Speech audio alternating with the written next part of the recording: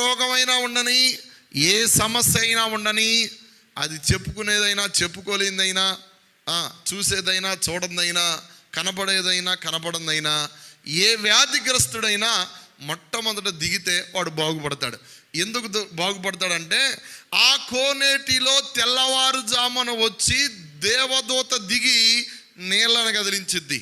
ఎప్పుడైతే దేవదూత వచ్చి నీళ్ళను కదిలించిద్దో అప్పుడు ఎట్టి వ్యాధిగ్రస్తుడైన ఆ నీళ్ళల్లోనికి మొట్టమొదటి దిగి వాడు స్నానం చేసి వస్తే వాడు బాగుపడ్డట్టే. అసలు ఏంటి దీని ప్రత్యేకత అంటే, దేవుడు అక్కడ ఆ ప్రజలకి అట్లాంటి అవకాశాన్ని ఇచ్చాడు. ఆనాటి కాలంలో ఎవరైతే వేకువజామున వెళ్ళి త్వరగా వాళ్ళు నీళ్ళల్లో మునిగి స్నానం చేస్తారో వాడు బాగుపడ్డట్టే. అయితే